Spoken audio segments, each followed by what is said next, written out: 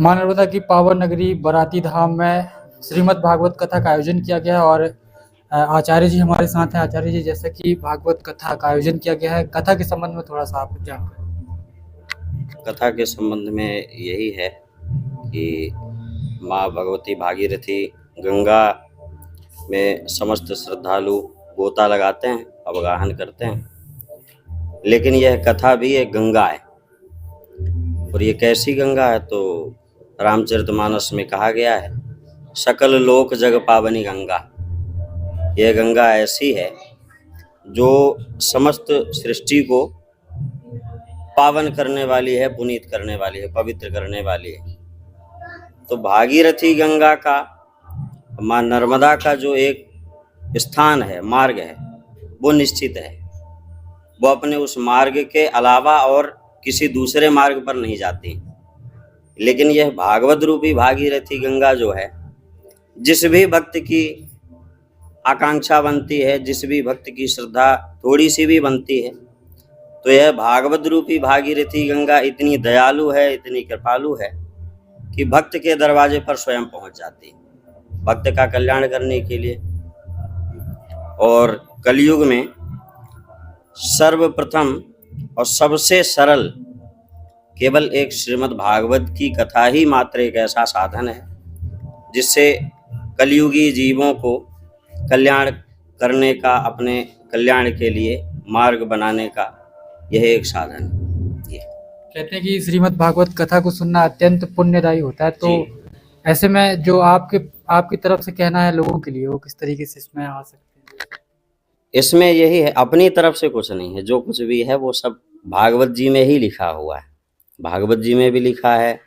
भागवत का जो सर्वप्रथम आप लोगों ने सुना होगा, और जो दर्शक हैं वो भी सब जानते हैं, सुनते हैं।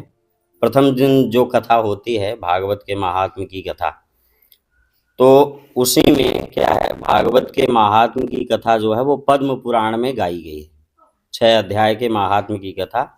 महात्म्य का अर्थ होता है महिमा, महत्व, जिसको सुनने के बाद उस कार्य के प्रति हमारे अंदर महत्व बुद्धि जागृत हो, उसका वर्णन जिसमें उसकी महिमा का वर्णन है, उसको महात्म्य कहते हैं। उसमें महात्म्य में ये लिखा हुआ है, एतस्मात् अपरम किंचिन मनः शुद्ध्यै न विद्यते। समझ गए? इसका मतलब ये है, इस श्रीमद् भागवत महापुराण के अलावा कोई भी संसार का ऐसा साधन नहीं है जिससे हम हमारे मन को निर्मल बना सकें।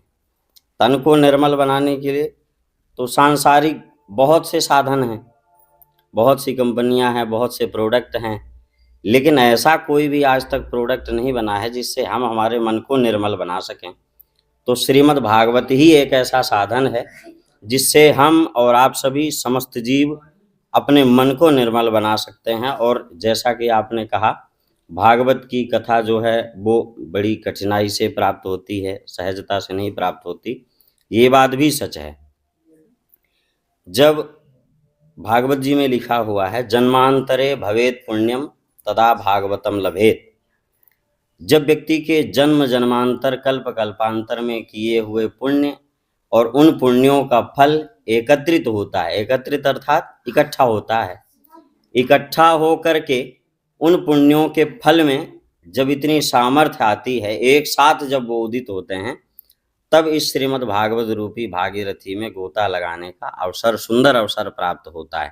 और जब पूर्वजों की कृपा होती है, पूर्वजों का आशीर्वाद होता है, तब भक्तों के मन में इस प्रकार का ऐसा संकल्प, धार्मिक आयोजन में सहभागी बनने का संकल्प मन में जागृत होता है। ये बहुत बढ़िया। अंत में आचार्य जी अपना थोड़ा सा परिचय दें।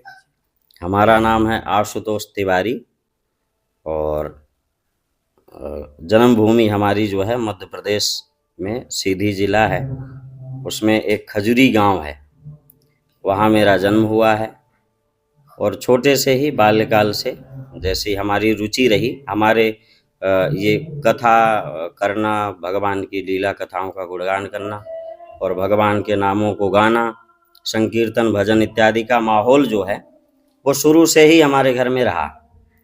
तो उस रुचि के अनुसार हमारे घर के लोगों ने, हमारे बड़े भैया ने, सबसे बड़ा उन्हीं का योगदान रहा, और पिताजी की जैसी विचारधारा, तो बड़े भैया के मार्गदर्शन में बहुत बाल्यकाल से ही 5वीं कक्षा तक हमने अपने गांव में विद्या अध्ययन का कार्य किया।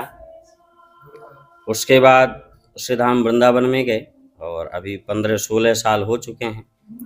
हमारा गुरुकुल जहाँ रहा, हमारे गुरुजी का जो स्थान है वृंदावन में, श्री स्वामी वामदेव ज्योतिर्मठ चैतन्य विहार में है। बहुत अच्छा गुरुकुल है, अद्वितीय गुरुकुल है। और क्या है कि हम वहाँ रहे हैं इसलिए हम जानते हैं, बहुत अच्छा है। जिस प्रकार प्राचीन काल में गुरुकुल के नियम हुआ करते थे, आज भी वह सब नियम वहाँ बहुत सुचारू रूप से चल रहे हैं। तो हमारा विद्या अध्ययन का कार्य जो कुछ भी हुआ है वो सब वहीं हुआ है। और हमारे गुरुदेव भगवान की बहुत विशेष कृपा रहती है, और गुरु मेहरबान रहे तो फिर चेला की पहलवानी में कोई संदेह किया ही नहीं जाता है। हमारे गुरुदेव भगवान की भी बहुत विशेष कृपा रहती है। गुरुदेव हैं हमारे परम श्रद्धेय डॉक्टर श्री उमेश चंद्र शुक्ल जी महाराज, जो बहुत अच्छे कथावाचक हैं और व्याकरण शास्त्र के बहुत परम विद्वान हैं। तो गुरुदेव भगवान की भी हमारी कृपा रहती है। हमारे गुरुदेव भगवान के भी गुरुदेव भगवान की बहुत विशेष कृपा रहती है। तो यही है, कृपा से ही सब कुछ चल रहा है, बाकी अपना तो कुछ है नहीं है। गंगा तट पर सुखदेव जी महाराज राजा परीक्षित को कथा सुनाने के लिए गए, तो राजा परीक्षित ने सुखदेव जी से यही कहा कि आप मेरा कल्याण करने के लिए यहाँ पर आए हैं, तो इसमें हमारा अपना कुछ नहीं है, अपना कोई अस्तित्व व्यक्तित्व, अपनी कोई सामर्थ्य नहीं है। तो क्या है? बोले ये पूर्वजों का आशीर्वाद है। तो इसी प्रकार जब पूर्वजों का आशीर्वाद होता है, माता पिता का आशीर्वाद होता है, गुरुजनों का आशीर्वाद होता है, तब इस प्रकार के धार्मिक कामों में रुचि बढ़ती है, धार्मिक मार्गों में चलने के लिए रुचि बनती है। और जब पूर्वजों का आशीर्वाद होता है, माता पिता का आशीर्वाद होता है, तो फिर भक्तों श्रद्धालुओं के मन में भी इस प्रकार के धार्मिक आयोजनों को करवाने का संकल्प जागृत होता है। ये है, और कथा चल रही है, सब आनंद लूट रहे हैं, बढ़िया आनंद हो रहा है। बहुत बहुत धन्यवाद महाराज जी। माँ नर्मदा की उद्गम स्थली अमरकंटक में एक आश्रम स्थापित हुआ है। नया आश्रम है, वैसे श्री पीठम आश्रम करके हमने इसको स्थापित किया है। पहले मैं प्रयागराज में रहता था और माँ नर्मदा के गोद में आकर के साधना करता था। बहुत वर्षों पहले से माँ नर्मदा के जल में रह करके 12 घंटे 13 घंटे साधना करता था।